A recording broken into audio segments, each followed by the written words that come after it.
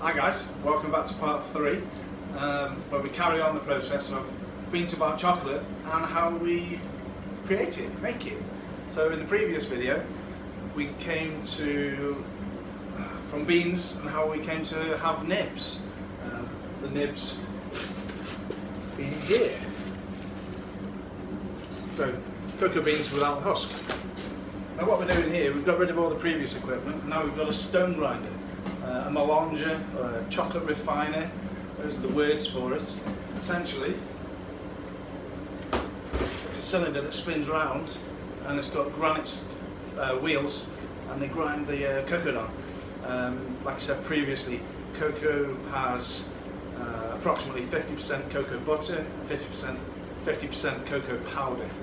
And what the friction does in this, grinds it down, and the cocoa butter melts through the friction. So let's come down here, you'll see. So there's the wheels are going round and round. And what we're doing is we're just adding the cocoa nibs slowly. We don't want to put too many in.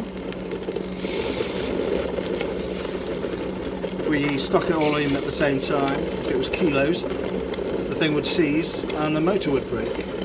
Now we're making a chocolate for one of our partners, one of our restaurants we supply, Simpson's restaurant in Birmingham.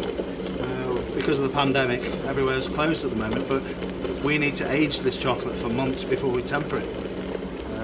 So what we're going to try and do is, basically they have little baby mini bars. How cute are they? Little shiny bars. So from the stone grinder, all we do is just cocoa nibs, organic, sugar. So that's just cane sugar, organic, unrefined cane sugar. So a little bit better for you, hence the golden colour. We then, once that's been going for at least 2 days, it depends what you want to, every chocolate maker is different. But we'll stone grind it for the set amount of time, we'll pour it into moulds, and then we'll just leave it in the other room, which is like a storage room, aging room, a bit of both. It's nice and cool in there. So I'll take it into there now before we go. I'll just show you the other room. Right, so it's a bit more quiet in here, it's nicer. So this is ingredients, and we've got chocolate in the background. We've got a little device I'm making. I'm a chef and we like to experiment and make things, so this is some kind of chamber. That's your hint. Behind us we've got some chocolates. This is one of ours, toasted whites. We've got white, we've got dark milk, we've got loads of darks, 75%, 88%. I previously mentioned the Gran Nasivo Blanco. It's got like tamarind kind of flavours and absolutely astonishing flavours coming through. So this is a bit of our ingredient foraged section area. We've got seaweeds, we've got forage, we've also got a company that supply us with foraged goods as well. I foraged these magnolia petals recently, then we pickled them, dehydrated them. We're going to turn them into a nice salt. It's got a lovely ginger and lavender kind of flavour profile to it. And we've got also, we've made truffles with this beauty. Chocow, a new gin liqueur using our cocoa beans.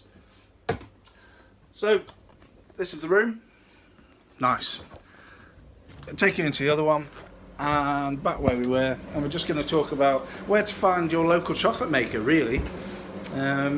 Wherever you are, I'm going to say the UK friends of ours, but if you're watching from overseas, international, search I think it's called the Bean to Bar map, Google it, get on your search engines, and that guy has pinpointed chocolate makers, the finest chocolatiers, even suppliers all around the globe. Absolutely amazing guy. So everybody who's anybody is on there, and if you are a chocolate maker, get on there, just join the chocolate revolution. Friends of ours are So Kiki in Dorset, so if you're down in Dorset, find those. If you're down in Somerset, where I'm from, Craft House Chocolate, Jay cocoa in Sussex. They got Neary Nogs in Northern Ireland, and last but not least, Bouillon in Sheffield. Max, absolute legend. So that's it really. It's gone into the temper. We do temper it. We do heat up a special device sometimes, hairdryer. Once it's tempered into moulds, we let it set below, quite far below 20 degrees Celsius, and then it turns it into nice shiny bars, and that's essentially it. So ethical. Remember the supply chain. It's a bit of a taboo word, child slavery. The big companies can't promise there's no child slavery. This is why your chocolate is so cheap. It's laced with bad milks, bad sugars, lots of milks. Beware, look at the ingredients on the back of the chocolate. Fair trade isn't all it's supposed to be at the end of the day. There are some ceilings that they can't push through. If you can purchase from a local chocolate maker, do it. My time with you is at an end, and I hope you've absorbed as much as you can. Thank you for tuning in, and have fun.